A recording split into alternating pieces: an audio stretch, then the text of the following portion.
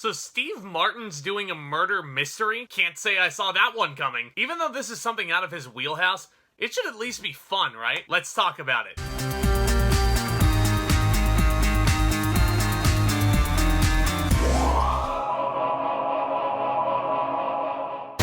Guys, my name is Zack. I love discussing all things television, cinema, and entertainment in general, and I really do appreciate you guys clicking on this thumbnail today. I sincerely hope you enjoy your stay, because on the docket today is Only Murders in the Building. Yes, it's the brand new Hulu exclusive murder mystery comedy starring a very, very fun trio of Steve Martin, Martin Short, as well as Selena Gomez. And I just realized that there is a first name Martin in this, as well as a last name Martin. Talk about perfect symmetry and confusion. But this show follows three strangers played by our three aforementioned leads who share an obsession with a true crime podcast. And after a murder in their affluent New York City apartment building known as the Arconia, the three neighbors decide to start their own podcast called Only Murders in the Building, covering their investigation of the murder. Now, I would say that Steve Martin has proven himself to be a very funny actor in the past in any project not named Cheaper by the Dozen. His spoof writing of various genres is very distinct. I realize his style of comedy may not be for everybody, but here he actually delves into the murder mystery world.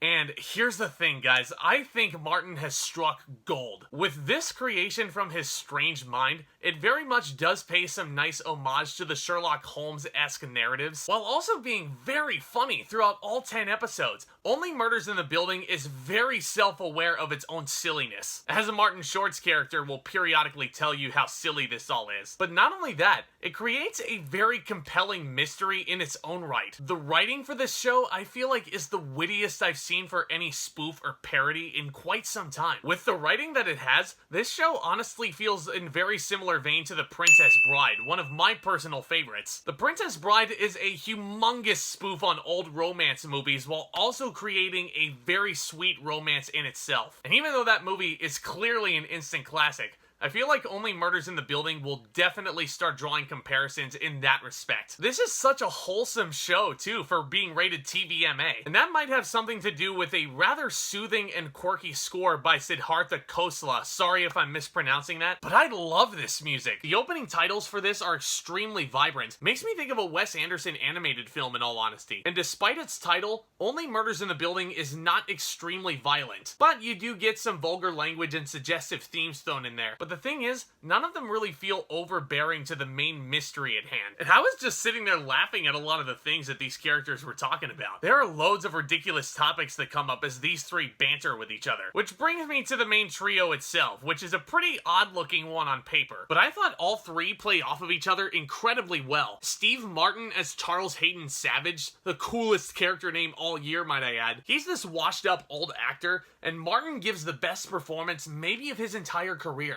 He's not only so larger than life when he's actually recording said title podcast within the show itself, but there are so many emotional layers to this character and his domestic life that I really empathized with. Same with Selena Gomez, who is going through loads of traumatic events, and she becomes a very strong character in her own right, with a very good performance of her own. I was very pleasantly surprised by her. But my personal favorite character may very well just be Martin Short as Oliver Putnam. He plays this eccentric Broadway director who's pretty much brought back down to earth after hitting Cloud 9, which is, without spoiling anything, a very similar situation to Steve Martin's character, and that's kind of how the connection is made initially. But Short was hilarious in this. He can get super over the top and very theatrical, and that may rub people the wrong way ultimately, but guess what, guys? That was the assignment, to be over the top, and Short knew the assignment, my friends. I loved him in this. I can't wait to see more of him. It's honestly ironic that this character reminded me tons of Max Bialystock in The Producers, because Nathan Lane appears in this show as a recurring character. I had no idea he was in this as the main sponsor of this podcast, and he, as per usual, was really great. He's truly an actor who can do no wrong. He's so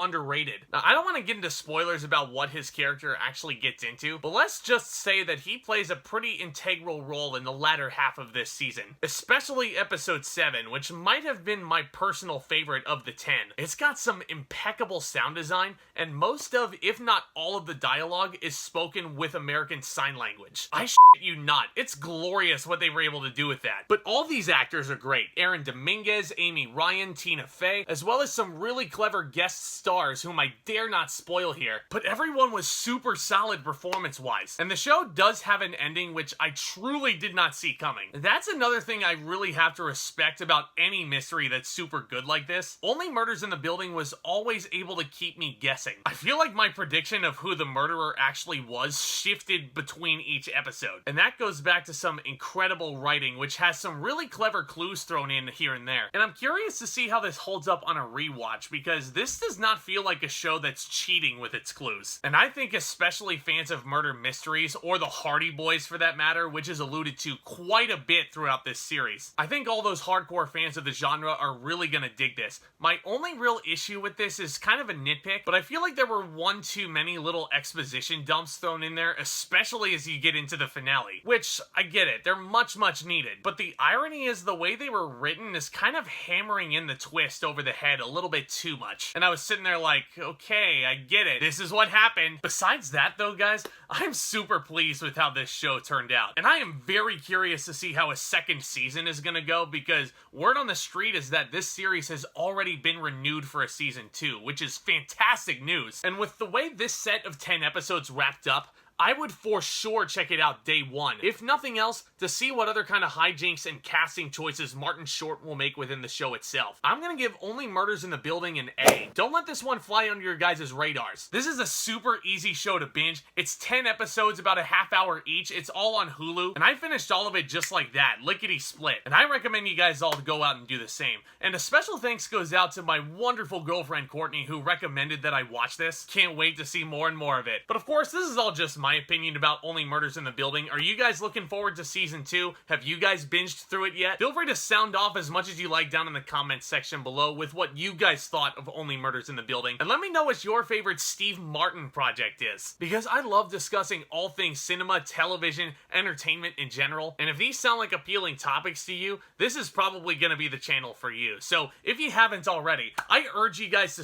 smash that subscribe button as hard as you possibly can. It's not only beneficial to you, it's not only beneficial to me. And feel free to smash that thumbs up button on your way out, because every time you do so, a murder in a New York apartment building is solved. But yeah, guys, feel free to smash that subscribe button as well as that thumbs up button so you guys can stay in the loop, as well as clicking that notification bell so you don't miss a brand new upload at any time here. And as always, stay tuned for more exciting content. Speaking of hitting this channel very soon, keep your eyes peeled for reviews of new movies like Tick Tick Boom, The Power of the Dog, Ghostbusters Afterlife. It's a packed month of November, as well as Clifford the Big Red fucking Dog. Also, I've got 2 big anniversaries that I'm going to be commemorating with reviews on the channel. 2 of my all-time favorites. First things first, I'll be looking at Martin Scorsese's The Departed, which is a remake of the 2002 foreign film Infernal Affairs, which may or may not be my favorite Martin Scorsese film. Stay tuned to find out if it is or not. And of course, I'll also be celebrating the 30th anniversary of Disney's Beauty and the Beast, the 1991 groundbreaking animated classic. Still convinced that it's Disney's best. But guys, y'all are the best. I cannot thank you enough for your support up to this point. And with all that being said,